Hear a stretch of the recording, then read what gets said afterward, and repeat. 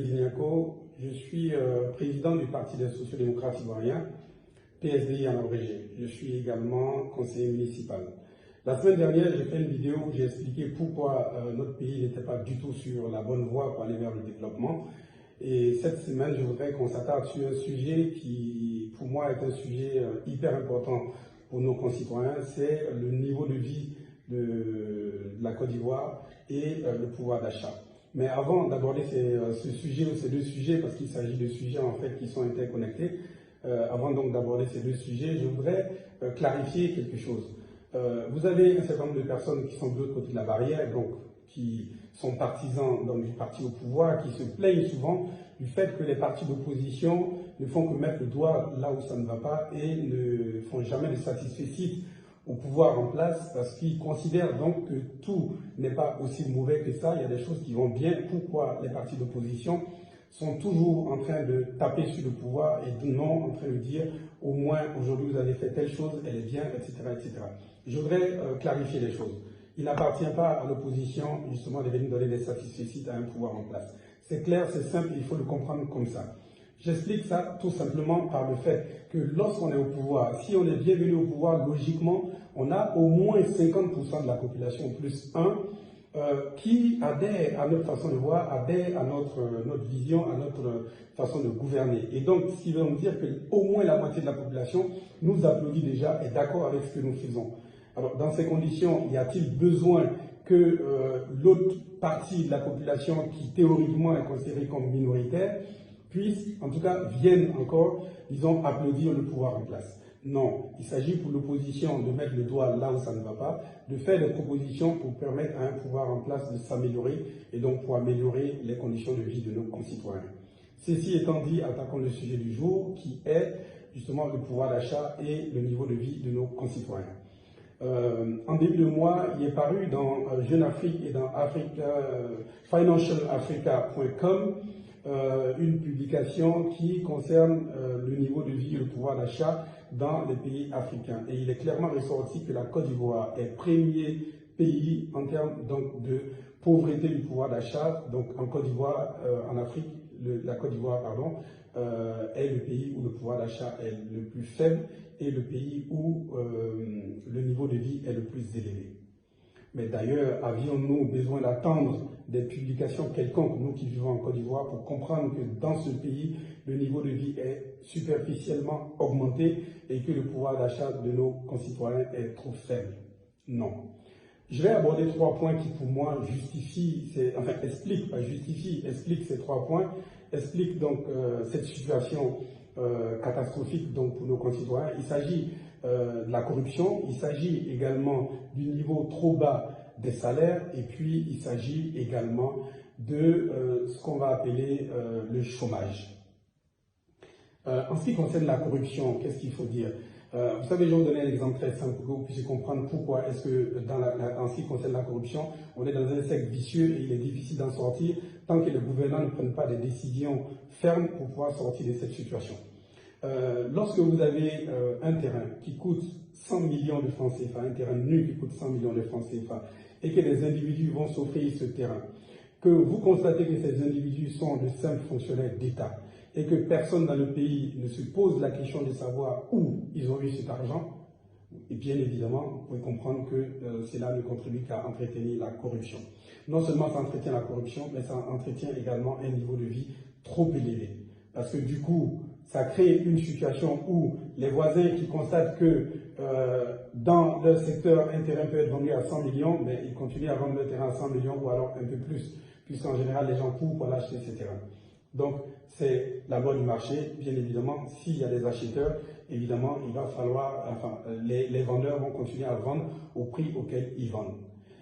Et un autre exemple très simple, lorsque vous avez des artistes qui viennent en Côte d'Ivoire et qui font des concerts à 100 000 francs CFA et qu'ils vont faire leurs prestations en guichet fermé, parce que simplement nos concitoyens courent pour aller acheter ces billets à 100 000 francs CFA à la place, bien évidemment, cela contribue à créer une situation où le niveau de vie est artificiellement gonflé.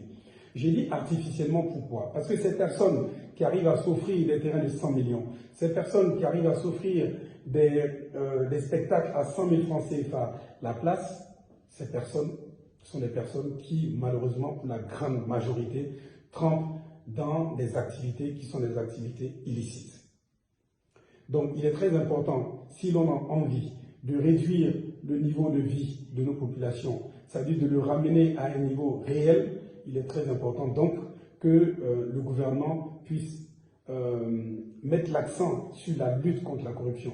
Je me réjouis d'ailleurs du fait qu'il y ait une autre autorité de lutte contre la corruption.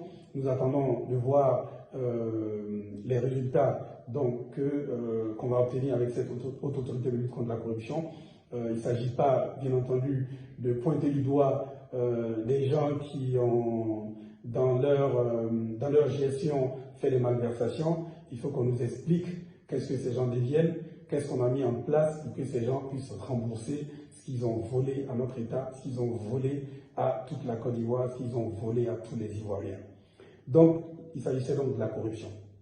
Le deuxième point qui, pour moi, explique cette aberration, donc le niveau de vie trop élevé et le pouvoir d'achat trop faible, c'est le chômage. Il y a quelques mois de cela, on a nos jeunes frères, nos enfants, doctorants, sinon docteurs, qui ont fait des manifestations pour expliquer à la face de toute la nation et à la face du monde entier qu'il existe en Côte d'Ivoire plus de 3000 docteurs, donc des personnes qui avaient le grade le plus élevé de l'enseignement supérieur, qui malheureusement n'ont pas d'emploi. Ces personnes sont au chômage. Grosse aberration. Ces jeunes ont expliqué les failles justement de notre système et ils ont fait des propositions concrètes pour pouvoir absorber le surplus, enfin pas le surplus, mais en tout cas tout ce lot de docteurs qui étaient là et qui malheureusement étaient au chômage. Mais ils n'ont jamais été écoutés. Au contraire, qu'est-ce qui s'est passé? C'est la baguette qu'on a utilisée. Certains se sont retrouvés pour quelques heures justement en garde à vue avant de rentrer tout honteux chez eux à la maison. Donc le chômage est un élément qui pour nous est incompréhensible dans un pays pauvre, dans un pays où tout est à refaire. Nous n'arrivons pas à comprendre que la majorité de nos concitoyens, 60 à 80% de nos concitoyens sont soit au chômage ou alors ont des métiers qui sont précaires, un travail précaire. Ce n'est pas normal. Ces gens vivent dans une indignité humaine qui est inacceptable et nous ne comprenons pas. Parce que nous pensons qu'un gouvernement, des gouvernants qui sont responsables peuvent trouver des pans de la société où ils vont pouvoir justement absorber ce trop-plein de chômeurs qui pullulent dans notre pays. Lorsque, bien évidemment, sans faire de la politique politicienne, lorsqu'on utilise des milliards pour aller faire, comme je l'ai dit la semaine dernière, des œuvres bling-bling, nous pensons que ces milliards auraient pu servir à faire autre chose. Le troisième point sur lequel nous voudrions intervenir et qui pour nous explique le pouvoir d'achat trop faible dans notre pays, c'est le niveau des salaires qui est trop bas. Le SMIC en Côte d'Ivoire est à 75 000 francs CFA. Vous savez, un député ivoirien est payé à plus de 3 millions de francs CFA, c'est-à-dire plus de 40 fois le SMIC. Et là, je ne tiens même pas compte des avantages, de tous les avantages que ces gens ont.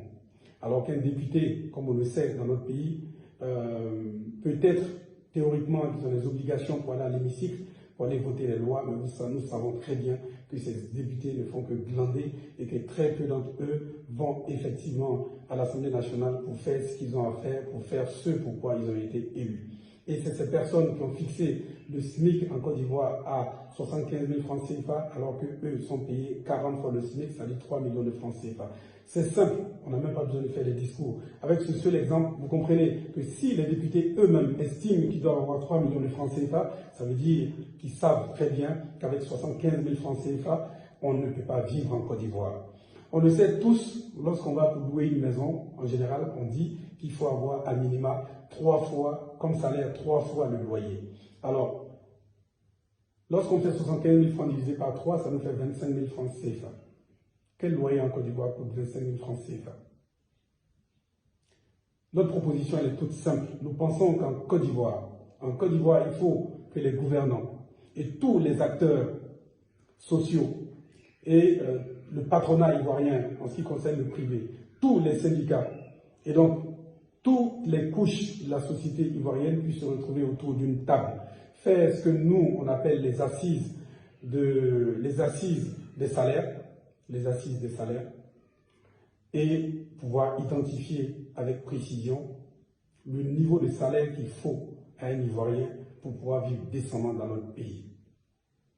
Je vais m'arrêter là pour éviter que cette vidéo soit trop longue parce que ça fait déjà 10 minutes qu'on est en train de discuter. Donc je vous donne rendez-vous pour la semaine prochaine et je vous dis à très bientôt pour discuter d'un certain nombre d'autres sujets qui concernent la nation ivoirienne et nos concitoyens. Merci beaucoup à tous et à très bientôt.